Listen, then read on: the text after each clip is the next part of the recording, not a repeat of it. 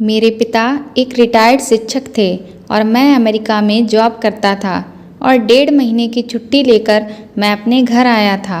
लेकिन पता नहीं क्यों मेरे घर लौटने से मेरे पिताजी खुश नहीं थे। जिस दिन मैं घर आया उसी दिन घर के तहखाने से रात को 2 बजे किसी लड़की के रोने और चीखने की आवाज़ आ रही थी।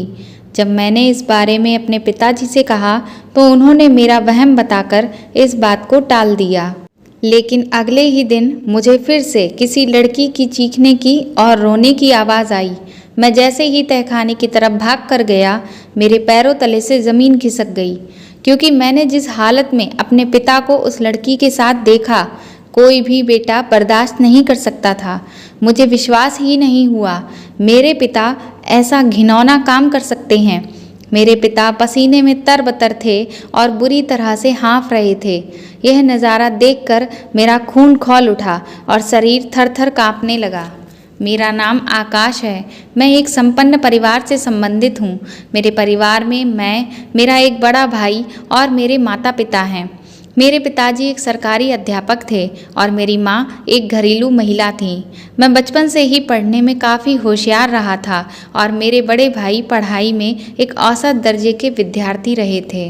जैसे जैसे हम बड़े हो रहे थे, हमें हमारे भविष्य की यानी हमारी नौकरी की चिंता सता रही थी।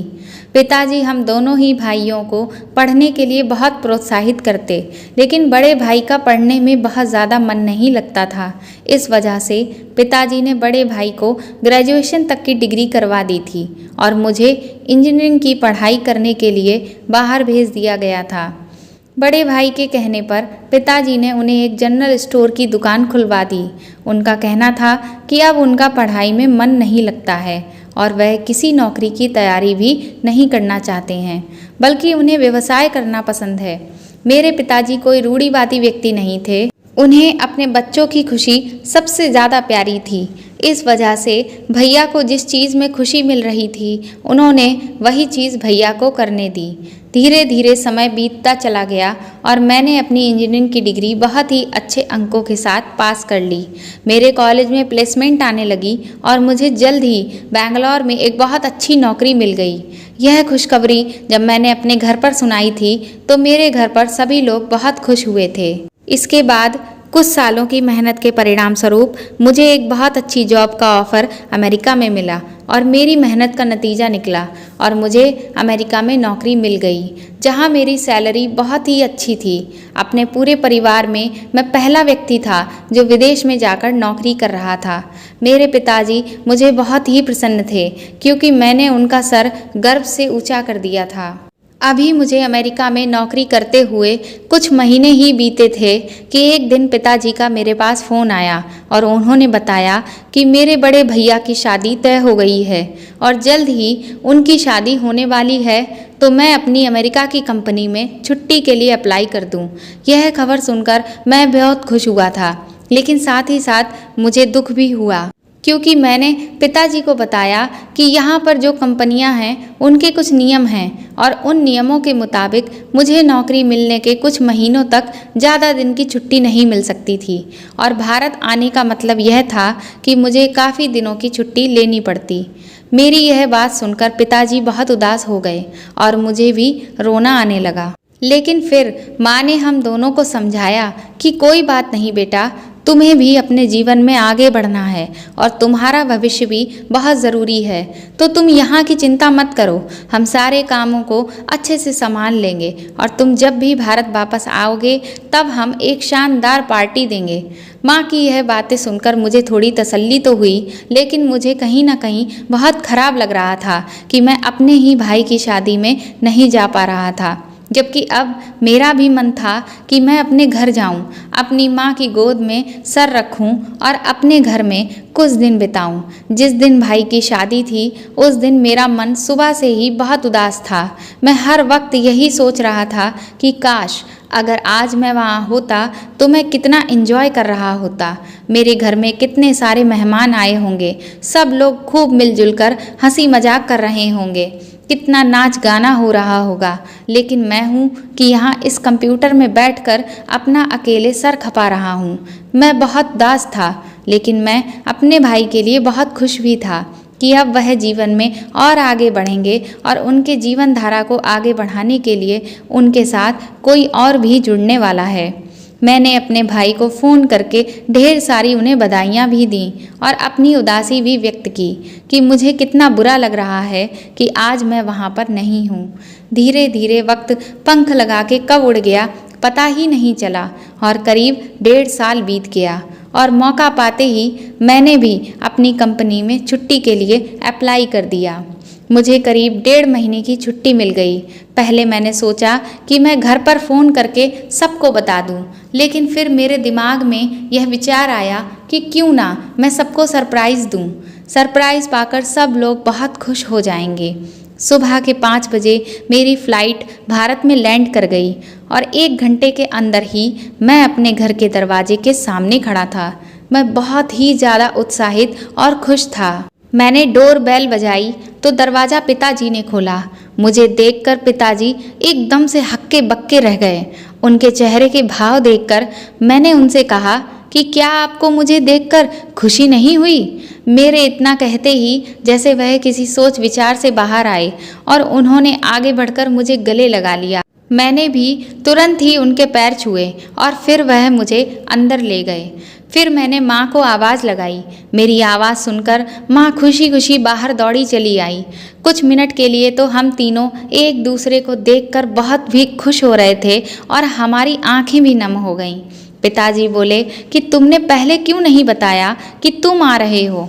मैंने कहा अगर मैं बता देता तो यह जो खुशी मैं आप लोगों के चेहरे पर देख रहा हूँ, क्या यह मुझे देखने को मिलती? माँ ने कहा आप क्या सारे सवाल जवाब अभी कर लोगे? मेरे बेटे को चाय नाश्ता भी करने दो। फ्रेश होकर मैं अपने कमरे में चला गया। घर पहुंचकर बहुत अच्छा लग रहा था।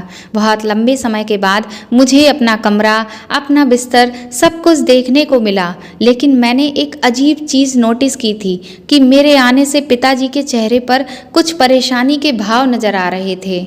फिर दोपहर के भोजन के लिए जब हम सब एक साथ बैठे तो मैंने पिताजी से कहा कि बड़े भैया कहाँ पर हैं और मेरी भाभी कहाँ पर हैं? मैं उनके लिए बहुत सारे गिफ्ट्स लेकर आया हूँ। मेरी बात सुनकर पिताजी अचानक से सहम गए। फिर थोड़ी देर के बाद वह बोले कि तुम्हारी भाभी की सरकारी नौकरी लग गई थी दूसरे शहर में, तो इसीलिए हमने तुम्हारे भैया से कहा कि जहाँ बहू की नौकरी लग गई है वह भी वहीं पर जाकर रहे और वहीं पर अपना व्यवसाय जमा ले। मैंने कहा अरे वाह, यह तो बहुत अच्छा हुआ। तो फिर ठीक है, 1-2 दिन के अंदर ही हम लोग बड़े भैया के घर चलेंगे। पिताजी ने कहा नहीं, अभी इसकी कोई ज़रूरत नहीं है। मैंने कहा क्यों? मुझे भी अपने बड़े भैया और भाभी से मिलना है। तो पिताजी थोड़ा गुस्सा होने लगे और बोले कि तुम्हें मेरी बात समझ नहीं आती। मुझे समझ नहीं आ रहा था कि बड़े भैया से मिलने की बात पर पिताजी गुस्सा क्यों होने लगे थे। मैंने जैसे ही उनसे कहा लेकिन, वैसे ही माँ बोली बेटा अभी तुम्हारे बड़े भैया कुछ मुश्किलों में हैं, तो इसीलिए अभी हम लोग वहाँ जाना नहीं चाहते हैं। जब वह खुद से हमें यह बताएंगे कि चीज़ें ठीक हो गई हैं तब हम लोग राजी खुशी वहाँ चलकर उनसे मिल लेंगे। मैंने माँ से पूछा कैसी मुश्किलें? तो माँ बोली उसने इन सब के बारे में हमें ज़्यादा कुछ नहीं बताया है, बस यह कहा है कि अभी हम लोग उससे ज़्यादा सवाल जवाब ना करें। मैंने कहा ठीक है, मैं भैया को खुद ही फ़ोन करके पूछ लूँगा। तो माँ बोली नहीं बेटा, उसे फ़ोन मत करना, नहीं तो वह गुस्सा हो जाएगा। मैंने माँ से तो कह दिया कि ठीक है, मैं फ़ोन नहीं करूँगा, लेकिन अब मेरे मन में ढेर सारे सवाल उठने लगे थे कि आखिर ऐसी क्या बात है कि ना तो मम्मी पापा मिलने ही जा रहे हैं और ना ही मुझे बड़े भैया को फ़ोन ही करने दे रहे हैं। और आखिर बड़े भैया ऐसी कौन सी मुसीबत में हैं जो वह हम लोगों को अपने आप से दूर रखना चाहते हैं। खैर, दिन बीता और रात हो गई। मैं भले ही छुट्टी पर था, लेकिन फिर भी मुझे अपना थोड़ा बहुत काम काज देखना पड़ता था, जिसके लिए मुझे देर रात तक काम करना पड़ता था, क्योंकि जब भारत में रात होती थी तब अमेरिका में दिन होता था। अभी रात के करीब 2 बज रहे होंगे, तभी मुझे अचानक से किसी लड़की के चीखने की आवाज़ सुनाई देने लगी। ऐसा लग रहा था जैसे वह लड़की रोती जा रही हो और चीखती जा रही हो। मैं तुरंत ही अपना लैपटॉप छोड़कर बालकनी में बाहर निकल आया। मैं जब बाहर आया तब अचानक से वह चीख बंद हो गई। अब मुझे समझ नहीं आ रहा था कि आखिर यह आवाज़ कहाँ से आ रही थी। मैं सोचने लगा कि हमारे मोहल्ले में तो सभी सभ्य लोग रहते हैं। हम कई सालों से यहाँ रहते आ रहे हैं, पर हमने कभी भी किसी भी व्यक्ति को अपने घर की किसी महिला को परेशान करते हुए कभी नहीं देखा। सभी लोग बहुत ही अच्छे थे। फिर आखिर इतनी रात को यह कौन औरत है जो रो रही है और चीख रही है।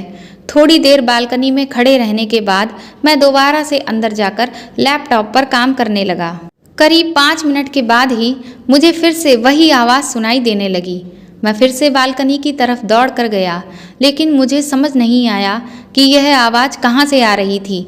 फिर मैंने सोचा कि हो सकता है शायद मोहल्ले में किसी ने किसी और को अपना मकान किराए पर दिया हो और कोई नया किराएदार हो जो अपने घर की महिला को परेशान कर रहा है। मैंने सोचा मैं इस बारे में सुबह पिताजी से बात करूँगा। अगली सुबह जब यह पूरा वाकया मैंने पिताजी को बताया तो पिताजी ने सिरे से इनकार कर दिया। उन्होंने कहा कि उन्हें तो ऐसी कोई भी आवाज़ नहीं सुनाई दी। मैंने उनसे कहा कि हो सकता है वह गहरी नींद में हो, तो वह बोले कि नहीं, ऐसा तो नहीं है। अब उनकी उम्र काफ़ी हो गई है, जिसकी वजह से उनकी आंखें हल्की आवाज़ से ही खुल जाया करती हैं। वह बोले कि ज़रूर तुम्हारा यह कोई वहम होगा। मैंने कहा ऐसा कुछ नहीं है पिताजी, यह मेरा वहम नहीं है। अगर वहम होता तो एक बार होता, पर मुझे यह आवाज़ 2 बार सुनाई दी। मैंने पिताजी से पूछा कि क्या कोई हमारे मोहल्ले में नए किराएदार रहने आए हैं, तो उन्होंने कहा नहीं, हमारे मोहल्ले में किसी ने भी अपना घर कभी किराए पर नहीं दिया है। पिताजी ने कहा कि मैं कह रहा हूँ ना कि ये तुम्हारा वहम ही होगा। तुम कल इतनी लंबी यात्रा करके आए हो, जिसकी थकान की वजह से तुम्हें ऐसा लगा होगा। मुझे भी यही लगने लगा कि शायद यह मेरा वहम ही होगा। उसके बाद पूरा दिन बीत गया और फिर रात आ गई और मैं अपने लैपटॉप पर अपना काम करने के लिए बैठ गया। और जैसे ही आधी रात हुई वैसे ही मुझे फिर से चीखने की और उस औरत के रोने की आवाज़ें आने लगीं। मैं दोबारा दौड़कर बालकनी की तरफ गया तो मुझे फिर से समझ न आया कि यह आवाज़ कहाँ से आ रही है। अब मुझे बहुत गुस्सा आ रहा था। मैंने सोचा सुबह होते ही मैं पिताजी को इस बारे में बताऊंगा और उस व्यक्ति को कड़ी से कड़ी सज़ा दिलवाऊंगा जो इस तरह की हरकतें कर रहा है। अगली सुबह मैंने जब पिताजी को फिर से इस बारे में बताया तो उन्होंने दोबारा से मेरी बात मानने से इनकार कर दिया। अब मुझे बहुत गुस्सा आ गया। मैंने पिताजी से कहा कि आप पढ़े लिखे हैं, फिर भी पिताजी आप मेरी बात पर विश्वास करने को तैयार ही नहीं हैं। लेकिन पिताजी ने मेरी एक बात ना सुनी। मैंने भी अब सोच लिया था कि जब तक अब मैं सबूत नहीं जुटा लूँगा तब तक मैं इस मुद्दे पर अब कोई भी बात नहीं करूँगा। अब मैं अगली रात होने का इंतज़ार करने लगा और मैं पहले से ही बालकनी में छुपकर बैठ गया। और जैसे ही आधी रात हुई वैसे ही दोबारा से उस लड़की के चीखने और रोने की आवाज़ें आने लगीं। अभी मैं अंदाज़ा लगाने की कोशिश कर ही रहा था कि यह आवाज़ कहाँ से आ रही है, तभी मेरी नज़र एक साए पर पड़ी और जैसे ही वह साया रोशनी में आया मैं दंग रह गया, क्योंकि वह कोई और नहीं मेरे पिताजी थे जो बुरी तरह से हाँफ रहे थे और पसीने में लथपथ थे। उन्हें देखकर ऐसा लग रहा था कि जैसे वह चोरों की तरह छिपकर कहीं से कुछ गलत काम करके आ रहे हों। मुझे अपनी आंखों पर विश्वास नहीं हुआ कि ये मेरे पिताजी हैं। आखिर इतनी रात को मेरे घर के तहखाने में जाकर ये क्या कर रहे हैं। पिताजी के जाने के 10 मिनट के बाद मैं भी दबे पांव नीचे उतरा और तहखाने की तरफ बढ़ गया, लेकिन वहाँ तो ताला पड़ा हुआ था। थोड़ी देर में वहाँ पर खड़ा रहा, पर जैसे ही वहाँ से मैं वापस जाने लगा वैसे ही मुझे अंदर से किसी लड़की की सुबकने की आवाज़ें आने लगीं। अब मुझे पूरा यकीन हो गया था कि वह आवाज़ और किसी जगह से नहीं बल्कि मेरे खुद के ही घर से आ रही थी।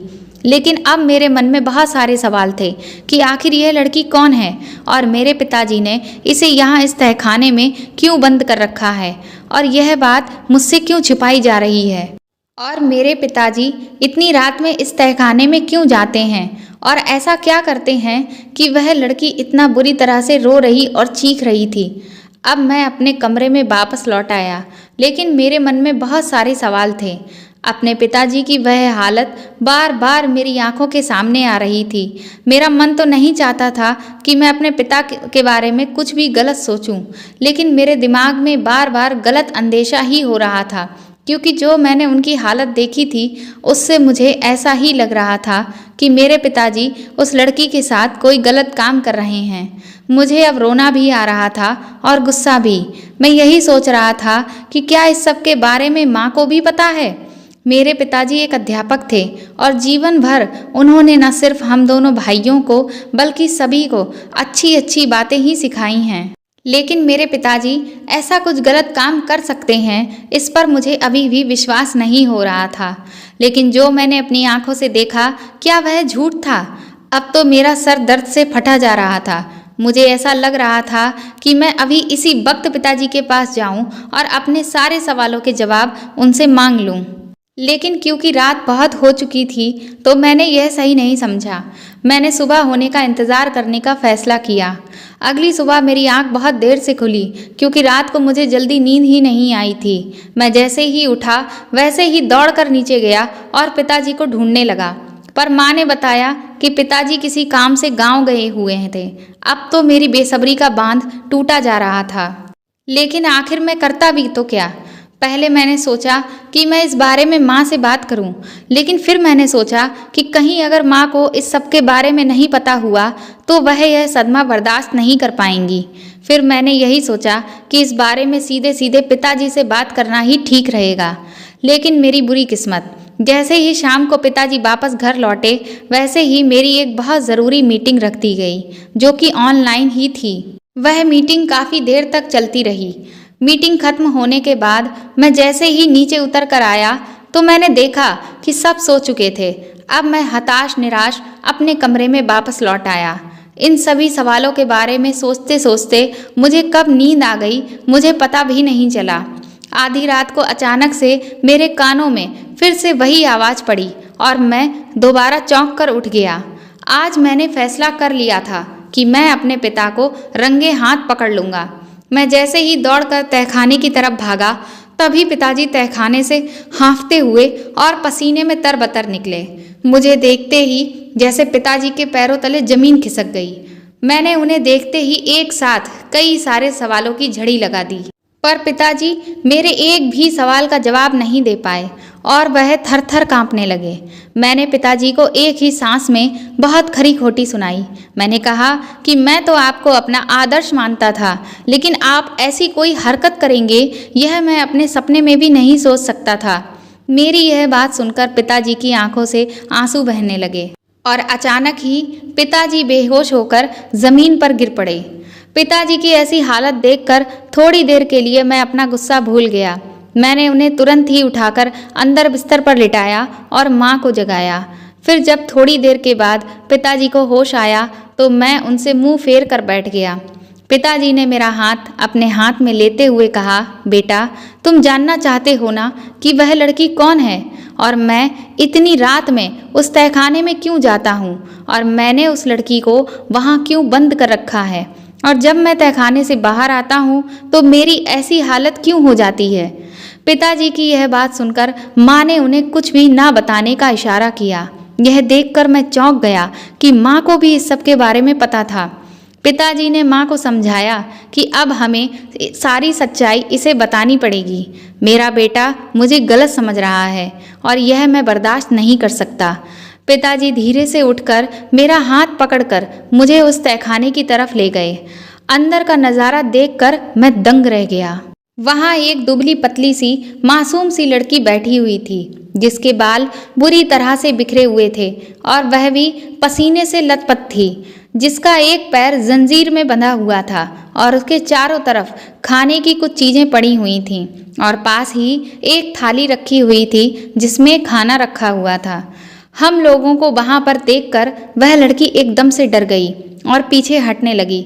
उस लड़की को देखकर पिताजी रोने लगे और बोले, बेटा, तुम अपने भैया भाभी से मिलना चाहते थे ना? तुम अपनी भाभी के लिए ढेर सारे गिफ्ट्स लाए थे ना? तो देखो, मिलो, यह तुम्हारी भाभी है। पिताजी की बात सुनकर मैं चौंक गया। मैंने कहा, यह और मेरी भाभी, और आखिर उनकी यह हालत कैसे हुई और भैया कहाँ हैं? पिताजी वहीं ज़मीन पर बैठ गए और मैं भी उनके साथ बैठ गया। फिर वह मुझे विस्तार से सारी बात बताने लगे। पिताजी बोले, बेटा, तुम्हारे भैया की हमने इस बिटिया से बहुत धूमधाम के साथ शादी की थी। मैं इसे अपनी बहू नहीं बल्कि बेटी बनाकर इस घर में लेकर आया था। मैं हमेशा से ही एक बेटी चाहता था, लेकिन भगवान ने मुझे तुम 2 बेटे ही दिए थे। लेकिन जब मैं इसे अपने घर लेकर आया तो मैंने अपने आप को बहुत भाग्यशाली समझा, क्योंकि मुझे यही लगा कि अब भगवान ने मुझे एक बेटी भी दे दी है। शादी के बाद सब कुछ बहुत अच्छा चल रहा था। फिर धीरे धीरे तुम्हारी भाभी यानी कि रागिनी की तबीयत खराब रहने लगी। दिन ब दिन इसका स्वास्थ्य गिरता ही जा रहा था। हमने कई डॉक्टरों को दिखाया, लेकिन हमें कुछ भी समझ नहीं आ रहा था। और हम जब भी रागिनी से पूछते तो यह यही कहती कि सब कुछ ठीक है पिताजी। और फिर एक दिन ऐसा आया जब तुम्हारे बड़े भाई यानी अनिल ने हम सबके सामने यह फैसला सुनाया कि वह रागिनी को तलाक दे रहा है और किसी और लड़की से शादी कर रहा है। हमने उसे समझाने की बहुत कोशिश की, लेकिन वह एक भी नहीं माना। वह बोला कि मैं इस लड़की को कई महीनों से शारीरिक और मानसिक रूप से प्रताड़ित कर रहा था, यह सोचकर कि शायद यह मुझे खुद ही छोड़कर चली जाएगी। लेकिन यह लड़की है कि जाने का नाम ही नहीं ले रही है, बल्कि सब कुछ चुपचाप बर्दाश्त करती जा रही है। लेकिन अब मुझसे और इंतज़ार नहीं होता। मैं जिस लड़की को प्यार करता हूँ, मैं अब उसे अपना जीवन साथी बनाने जा रहा हूँ और मुझे अब इस लड़की से छुटकारा चाहिए। अनिल की बात सुनकर हमें सारा माजरा समझ आ गया कि आखिर रागिनी की हालत दिन ब दिन बदतर क्यों होती चली जा रही थी। लेकिन इस बेचारी बच्ची ने हमें भनक तक नहीं लगने दी कि अनिल इसके साथ कितना बुरा व्यवहार कर रहा था। जिस दिन अनिल रागिनी को छोड़कर गया, रागिनी बहुत रोई, बहुत गिड़गिड़ाई और उसने बार बार मेरे सामने मिन्नतें की कि मैं अनिल को कैसे भी वापस ले आऊं। वह बोली कि वह सब कुछ बर्दाश्त कर लेगी, लेकिन अपने पति से दूरी बर्दाश्त नहीं कर सकती। लेकिन मैं असहाय था। अनिल ने मेरी एक बात ना मानी और उसने कभी ना लौटने का फैसला हमें सुना दिया। अनिल की यह बात सुनकर रागिनी को बहुत गहरा सदमा पहुंचा और इसकी मानसिक हालत दिन ब दिन बिगड़ती चली गई। बेचारी मेरी बच्ची, इसे बचपन में इसकी माँ छोड़कर चली गई। इसे कभी इसकी माँ का प्यार नहीं मिला। इसने हमेशा अपने पति से सिर्फ और सिर्फ प्यार की ही उम्मीद रखी। लेकिन जब इसका पति भी इसे छोड़कर चला गया तो ये सदमा बर्दाश्त नहीं कर पाई। जब रागिनी के पिताजी को यह सारी बातें पता चली तो वह रागिनी को अपने साथ अपने घर ले गए। लेकिन 1 महीने के बाद ही रागिनी के पिताजी का भी देहांत हो गया। जब हमें यह बात पता चली तो हम रागिनी को अपने घर ले आए। हमने एक से एक अच्छे डॉक्टर को रागिनी को दिखाया, लेकिन रागिनी की हालत में कोई सुधार नहीं हुआ। हमें कुछ लोगों ने सलाह दी कि हम रागिनी को पागल खाने में भर्ती करा दें। पहले तो हमने यह बात नहीं मानी, लेकिन रागिनी की बिगड़ती हालत देख हमें लगा कि शायद पागल खाने में पहुंचकर रागिनी का जो इलाज हो उससे वह धीरे धीरे ठीक हो जाए। फिर हमने रागिनी को पागल खाने भेज दिया। लेकिन जब कुछ दिनों के बाद हम पागल खाने में उससे मिलने गए तो वहाँ के हालात देखकर तो हमारी रूह कांप गई। वहाँ मरीजों के साथ बहुत बुरा व्यवहार होता था और मरीज को इलेक्ट्रिक शॉक भी दिए जाते थे। मेरी बच्ची ने पहले ही बहुत कुछ झेला हुआ था और अब मैं अपनी बच्ची की ज़िंदगी और जहन्नुम नहीं बना सकता था। मैंने और तुम्हारी माँ ने तुरंत यही फैसला लिया कि अब जब तक हम जिंदा रहेंगे अपनी बच्ची को हम अपने घर में ही रखेंगे। पहले तो हम इसे अपनी आंखों के सामने ही रखते थे, लेकिन जब भी हमारे घर में कोई आता तो वह इसे देखकर बहुत बुरा व्यवहार करता और बहुत गलत गलत बातें करता, जिससे रागिनी और ज़्यादा हिंसक हो जाती। फिर हमने सोचा कि क्यों ना हम रागिनी को तहखाने में रखें, जिससे अगर कोई भी घर पर आएगा तो वह रागिनी को किसी भी तरह की कोई गलत बात नहीं कह सकेगा। मैं हर रात को रागिनी को खाना खिलाने के लिए आता था, लेकिन रागिनी को खाना खिलाना बहुत मुश्किल है। वह बिल्कुल भी खाना नहीं खाती है और इसी मुश्किल की वजह से जब मैं तहखाने से बाहर आता था तो मैं पसीने से लथपथ और हाँफ रहा होता था। पिताजी की बात सुनकर मैं एकदम दंग रह गया। अब मुझे बहुत बुरा लग रहा था कि मैंने अपने आदर्शवादी पिता पर शक किया। मैं रोने लगा और फिर पिताजी के गले लग गया। मैंने पिताजी से माफ़ी मांगी कि मुझे माफ़ कर दीजिए पिताजी। पिताजी ने कहा, बेटे, इसमें तुम्हारी कोई गलती नहीं है। तुमने अपनी आंखों से जो देखा वही सोचा। मैंने पिताजी से कहा कि अब कोई नहीं रोएगा और आप भी परेशान मत होइए, जो हुआ सो हुआ, पर अब रागिनी को ठीक करने की सारी जिम्मेदारी मेरी। अगले दिन रागिनी के लिए खाना लेकर मैं गया। मैं जैसे ही तहखाने में दाखिल हुआ, वह मुझे देखते ही चीखने और चिल्लाने लगी। मैंने रागिनी से एक शब्द भी नहीं कहा। मैंने उसके सामने खाने की प्लेट रख दी और चुपचाप वहीं बैठ गया। करीब 1 घंटे तक मैं उसके सामने चुपचाप बुद्ध बनकर बैठा रहा। थोड़ी देर के बाद एक चमत्कार हुआ। रागिनी ने खुद से ही खाने की थाली में से एक छोटा सा टुकड़ा लेकर खाया। फिर यह हर रोज़ की दिनचर्या हो गई। मैं हर रोज़ रागिनी के लिए खाना लेकर जाने लगा और वहाँ घंटों चुपचाप बैठने लगा। मैंने पिताजी से कहा कि अब आप रागिनी को तहखाने में नहीं बल्कि मेरे कमरे में रखेंगे। पहले तो पिताजी ने मेरी बात मानने से इनकार कर दिया, लेकिन मेरे ज़िद करने पर वह मान गए। मेरी माँ हर रोज़ रागिनी को नहलाती धुलाती और साफ सुथरे कपड़े पहनाती और उसके बाल भी बनाती। धीरे धीरे मैं उसके साथ समय बिताने लगा। वह मुझे एक शब्द भी ना कहती, लेकिन मुझे चुपके चुपके से देखती रहती। हफ्ते बीत रहे थे और लगातार रागिनी की हालत में सुधार हो रहा था। अब वह चीखती चिल्लाती नहीं थी और खाना भी चुपचाप खा लेती थी। इधर डॉक्टर से भी उसका इलाज जारी था। हम उसे समय से दवाइयाँ भी दे रहे थे, जिससे उसकी हालत में अब काफ़ी तेज़ी से सुधार हो रहा था। और धीरे धीरे मुझे यह लगने लगा कि मुझे रागिनी से प्यार हो गया है। मैं यही सोचने लगा कि इतनी प्यारी और सुंदर गुड़िया जैसी लड़की को छोड़कर भला कोई कैसे जा सकता है। और फिर 1 महीना बीत गया। अब मेरी छुट्टियां खत्म होने में सिर्फ 15 दिन ही बचे थे।